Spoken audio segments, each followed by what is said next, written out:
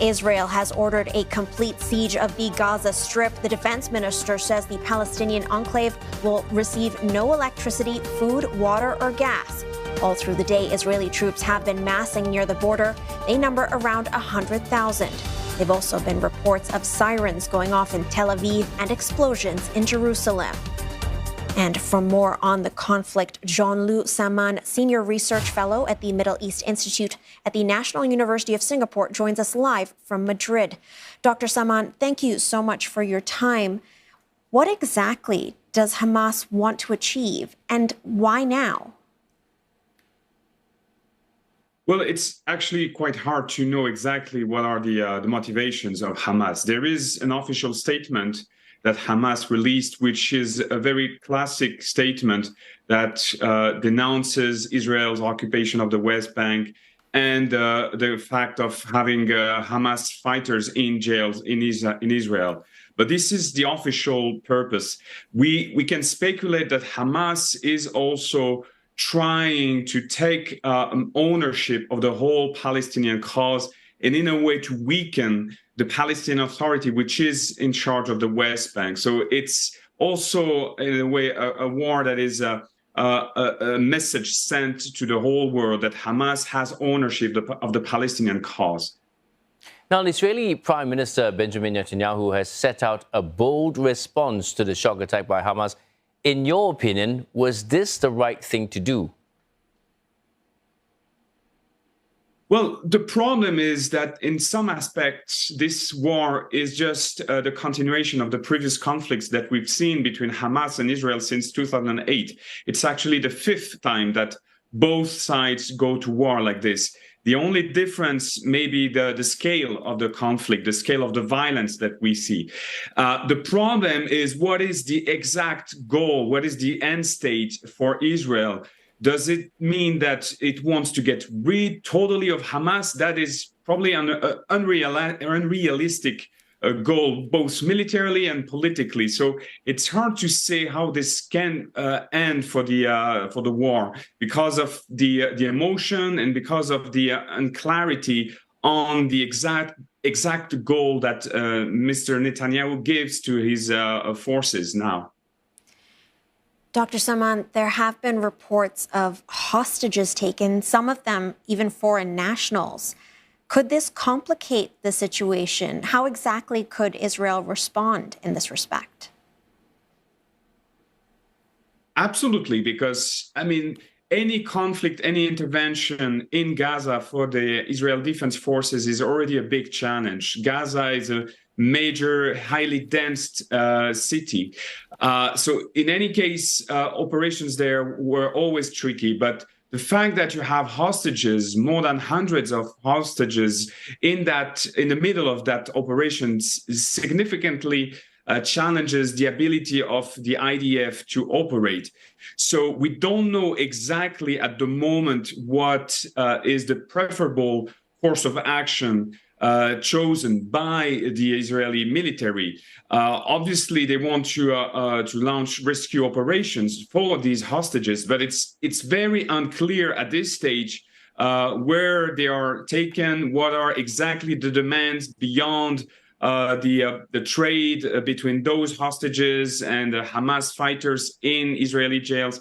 So there is a lot of fog on that issue, and again, that constrains tremendously the ability of the Israeli forces to operate in Gaza. Well, there have been reports that Iran has helped plot the attack on Israel, but Tehran has denied this. Who are we to believe here? Well, I mean, like any conflict that starts, there's a lot of conflicted information. We saw a report from the Wall Street Journal, but very rapidly, we also received messages from the US government as well as from the Israeli government saying that they had no indication that Iran was behind the attack. The challenge here is that for sure, Iran has been supporting militarily, financially Hamas for years. There's no question that Iran has relations with Hamas, that it's a partner. But the question is if Iran first knew about the operation and if Iran actually ordered the operation. My guess at this stage, given the information we have, is that some parts of the Iranian military system, the Iranian Revolutionary Guards, knew about the operation. I'm very more skeptical about Iran ordering the operation. I think that would be a terrible gamble on the side of Tehran, and I don't think at this stage they had a real motivation for that. But for sure, I think we're talking about Iran providing military support to Hamas and very probably being aware of the preparation of that operation. Dr. Saman, lots of unknowns, no clear demands, no clear how this could end. What are the chances of this escalating into a wider war? Well, unfortunately, I think we have high chances of a regional war, not because the sides of this conflict want a regional war. I think so far, all sides try in a way to save the face and actually to disconnect what's going on in Gaza from the rest of the region. But what we've seen in the last 24 hours is tensions at the border with Lebanon. Let's keep in mind that there's also a major dispute between Israel and Hezbollah in Lebanon. And we've seen in the last 24 hours exchange of fire, possibly infiltration of fighters from Lebanon inside Israel. If we have a new front opening against Hezbollah in the north of Israel, that's another very terrible worst-case scenario in a way, because that would put tremendous pressure on the Israeli forces, on the air defense systems. And again, this is escalation by accident, as we say. Maybe all the parties want to avoid that regional escalation, but there's a level of tension right now and a level of unknown that also explains why this likelihood of escalation by accident. Now, with that said, do you see this being a long-drawn conflict, and what is it going to take to end the violence here?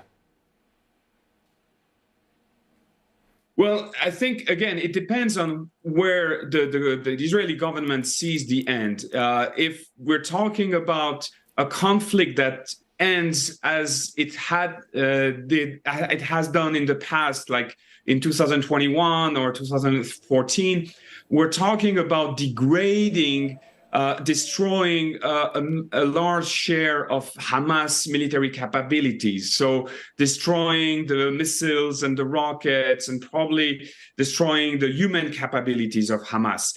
But in the meantime, that means probably a humanitarian tragedy in Gaza as well. That could be probably the most realistic scenario if things do not turn too badly at the regional level. Again, I think what we're seeing is the U.S. more and more getting involved to prevent a regional escalation. There's no doubt at this stage that there will be a major escalation inside Gaza, that we will probably see ground troops from Israel entering Gaza. But the real question now becomes if there's a new front, possibly with Lebanon and worst case with Iran. So again, the question is if this can be contained to, let's say, Israel and Gaza, or if we're talking about a worst case scenario, which is a regional war.